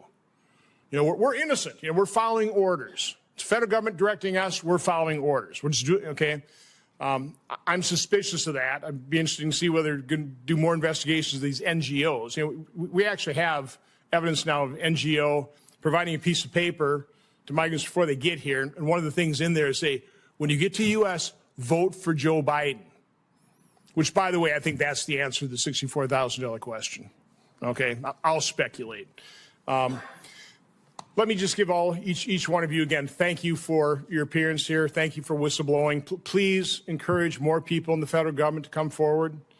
We can't just have a couple with courage. There's a lot of power in numbers, okay? Even greater credibility. But listen, you folks are completely credible. I don't think anybody is denying or questioning your testimony. But I'll give each one of you, and we'll start with Dr. Sadulski. Did I get it right? You did, sir. Pretty darn close. We'll start there, and we'll go from my right to your left. Just have a final comment here before I close this roundtable out. I really appreciate this opportunity. It is people like you. It is people like those that have been here today that care and that are making a difference. And it's difficult to answer your question as to the why. I think we can speculate, and I think what we think is true in terms of following the money, but it comes down to corruption. And it comes down to corruption. And from what I've seen in talking to cartel members, they've explained to me that people that wouldn't even be involved in trafficking people right now are trafficking people because it's so easy to get them into the United States. So I just want to say thank you for this opportunity, and I really appreciate it. So again, you would agree with me basically that the only reason this is happening is because we're facilitating it with this open border policy. If we had secure border, you wouldn't have the opportunity. Listen, there's still depredations occurring.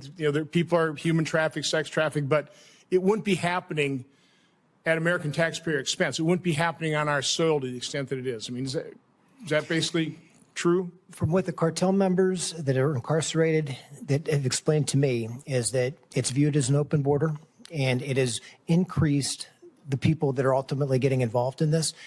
It's difficult to say about the border being completely open. When I'm at the border, I see Border Patrol everywhere. The problem is migrants are able to come in and claim asylum, and they know that. So aside from the ORR children issue, one of our problems is that everyone knows, unless they're coming from Mexico and have a special exemption, that they can come to the United States, claim asylum. They're often given a court date, 4 to 7 years in the future, and released. And that has become common knowledge in Latin America, and that is part of why we're seeing such an influx.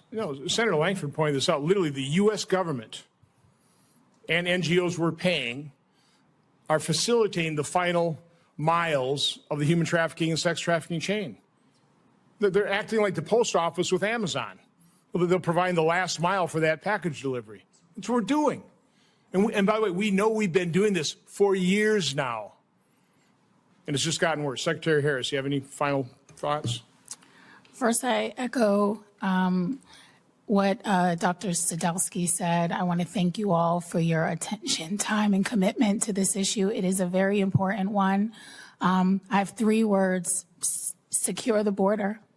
Right? I think that I think holding these officials accountable for doing their jobs, as well as making sure that they're just doing basic steps of vetting and being transparent with states and everyone, I think is really where the focus needs to be. I obviously think that we have created an environment where individuals in these countries know it's so easy that they're taking advantage. And that's why I say we have to secure our border. If we create anti-illegal immigration policies and practices, they will not come. Parents will not put their kids through these treacherous routes and hazardous conditions if they know they're going to be turned around. And if it were a legal system, it could be done safely. There's nothing humane about an open border, illegal immigration policy. There's nothing humane about that. It's Absolutely. Grotesquely inhumane. Ms. Rodas. Thank you, Senator. I just would like to thank Senator Grassley and the whole committee for shining a light on what we now know is government-sponsored, taxpayer-funded child trafficking. And I hope that this hearing is going to help shine a light from this sacred place to the rest of the United States and the world that we will not stand for children being trafficked. So I thank you for your efforts to protect these vulnerable children. It's an honor to be here. Well, again, thank you for your whistleblowing. It's courageous people like you that step forward under possible threat, okay, that allow the American public to actually see what's happening. So God bless you. Thank you, Ms. White. I want to echo those sentiments. Thank you so much for hearing about this and for caring about the plight of the children. These are human beings. These are little children. This is not cargo that we're moving around the country. These are human beings with souls. And so I just want to say that, we've created our own perfect storm by allowing HHS to be accountable to HHS. So clearly that doesn't work. And so I would just say, because we can all agree it's not a political issue with regard to human decency, we need to take care of these children. So I would just ask that you go find them, save them, and change policies. Policy works, and we can secure the border. We've done it before. We can do it again. Thank you so much for your time. Well, again, thank you for your whistleblowing. Again, we need more. I think we can do a pretty good job of protecting people ensuring that we follow our laws protecting whistleblowers. That's crucial, but we just need more people like Ms. Rodas and Ms. White and our other witnesses too coming forward and describing this. People need to understand the reality. They need to understand the truth. Thank you all for coming. That concludes this roundtable.